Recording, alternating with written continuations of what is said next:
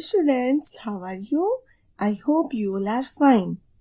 तो आज हम हमारी हिंदी की पाठ्य पुस्तक आरोह भाग 2 की पोइम फर्स्ट पढ़ेंगे, जिसके कवि श्री हरिवंश राय बच्चन जी हैं। इन्होंने हमारे सिलेबस में 2 कविताएं प्रस्तुत की हैं।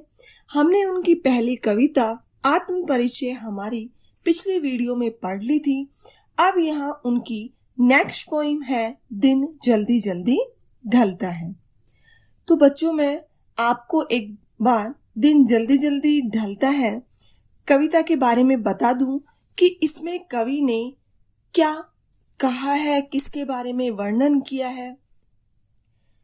तो कहा जाता है कि बहुत ही सरल सर्वानुभूत बिंबों के जरिए किसी अगोचर सत्य की रूहानी छुअन महसूस करा देना बच्चन जी की एक अलग ही विशेषता है। जो हमारी कविता का जो शीर्षक है दिन जल्दी जल्दी ढलता है, वो एक गीत है और प्रस्तुत गीत बच्चन जी की एक प्रसिद्ध प्रेम गीत है, जो कि उन्होंने निशा निमंत्रण में संकलित है। इसमें कवि ने अपने प्रेम की व्याकुलता का वर्णन किया है। कवि अपने प्रियजन से मिलने के लिए अत्यधिक बेचैन है। वह तीव्र गति से चलकर अपने प्रियजन तक पहुंच जाना चाहते हैं। उन्हें लगता है कि अब उनका लक्ष्य दूर नहीं है। कवि ने इस कविता में चिड़ियों का उदाहरण देते हुए बताया है कि चिड़ियों के बच्चे किस तरह से अपने माता की प्रतीक्षा करते हैं, किस तरह से उनकी प्रतीक्षा करते हुए अपने घोंसलों से बाहर झांकते हैं। और जब चिड़िया अपने बच्चों के बारे में सोचती है कि किस तरीके से वो उनकी प्रतीक्षा कर रहे हैं, तो वो सोच ही उन चिड़िया के पंखों में चंचलता उत्पन्न कर देती है। लेकिन कवि सोचते हैं कि इस संसार में उनका कोई अपना नहीं है जो उन्हें मिलने के लिए व्याकुल हो। इसलिए उनके कदम शिथिल हो जाते हैं और इस कविता में प्रेम के कारण मनुष्य के जीवन में गतिशीलता का संचरण होता है। कवि ने ये भी स्पष्ट किया है।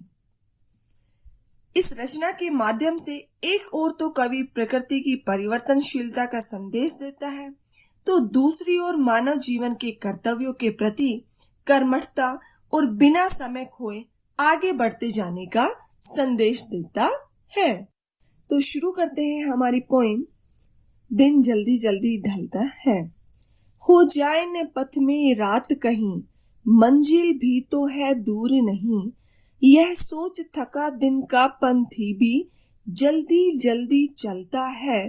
दिन जल्दी जल्दी ढलता है। हो जाए न पथ, पथ अर्थात रास्ते में, रात कहीं, मंजिल भी तो है दूर नहीं।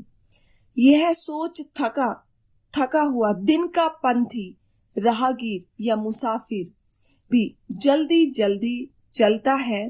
दिन जल्दी जल्दी ढलता है। कवि हरिवंश राय बच्चन जी ने यहाँ पर प्रेम की बेचैनी का सूक्ष्म चित्रण प्रस्तुत किया है और वो कहते हैं कि जो एक राहगीर होता है, एक मुसाफिर होता है, वो रास्ते में चलता हुआ ये सोचता है कि कहीं उसे रास्ते में ही रात ना हो जाए, क्योंकि उसकी मंजिल अब बहुत करीब है। अर्थात उसके मन में यह व्याकुलता, ये बेचैनी रहती है कि बस जल्दी से वो अपनी मंजिल तक पहुंच जाए। क्यों? क्योंकि ये सब जब वो बातें अपने मन में सोचता है, तो उनको ये डर लगता है कि अपनी मंजिल के पास पहुंचने से पहले ही कहीं रात ना हो जाए। और उस राहगीर या उस मुसाफिर का जो ये डर है और अपनी मंजिल तक पहुंचने की जो चाह है, वो चाह और डर उसके कदमों में जोश भर देती है। अर्थात उसके कदमों में ऊर्जा का संचार करती है और वह मुसाफिर जल्दी जल्दी चलने लगता है। यदि मुसाफिर को अपने प्रेम से मिलने की, अपने प्रियजनों से मिलने की चाह नहीं होगी, तो वह क्या करेगा? वह बिल्कुल धीरे धीरे चलेगा, लेकिन यहाँ प्रेम के कारण, प्रेम को प्राप्त करने के कारण, उसकी व्याकुलता के कारण जो मुसाफिर है वो जल्दी जल्दी चलता है।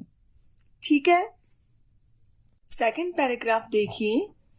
बच्चे प्रत्याशा में होंगे, नीड़ों से झांक रहे होंगे, यह ध्यान परों में चिड़ियों के भरता कितनी चंचलता है, दिन जल्दी जल्दी ढलता है।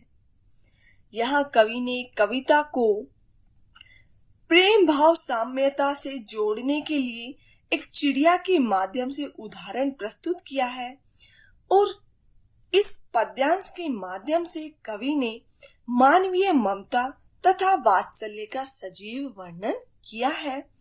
और कवि कहते हैं कि बच्चे प्रत्याशा में होंगे, प्रत्याशा अर्थात आशा में होंगे। और बच्चे क्या आशा कर रहे हैं? अपनी माँ की, कि वो माँ जल्दी से उनके पास आ जाए, उनको दाना पानी दे, यही आशा कर रहे हैं बच्चे। नीड़ अर्थात घोंसलों से झांक रहे होंगे, अपनी माँ को देख रहे होंगे। झांकना अर्थात देखना। यह ध्यान कौन सा?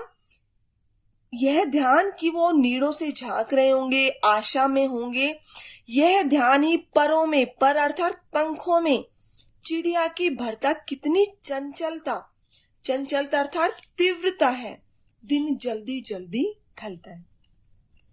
कवि कहते हैं कि जब चिड़िया आकाश में उड़ती है, मतलब जब चिड़िया संध्या के समय वापस अपने घोंसले की तरफ उड़ती हुई आती है, तो चिड़िया सोचती है कि जो उनके बच्चे हैं, जो उनके चूजे हैं, वो आशा में होंगे, और उस किस आशा में? मुझे से मिलने की आशा में, कि मैं कब उनके लिए दाना पानी लाऊं, उनको सुरक्षा प्रदान करूं, ये आशा है उनके मन में।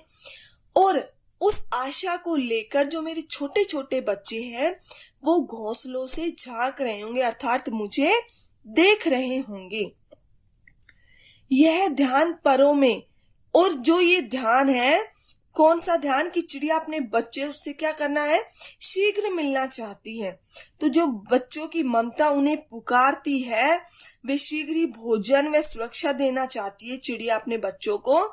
तो यह ध्यान ही उस चिड़िया के पंखों में तीव्रता उत्पन्न कर देता है, और चिड़िया ये सोचते सोचते बहुत तेज ही उड़ने लगती है, और अपनी तीव्र गति से अपने पंखों को फड़फड़ाते हुए घोंसलों की तरफ बढ़ने लगती है। उनके मन में, उस चिड़िया के मन में यह डर सताता रहता है कि कहीं दिन न छिप जाए, कहीं रास्ते में ही रात न हो जाए। क्यों? क्योंकि अभी तो मंजिल क्या है?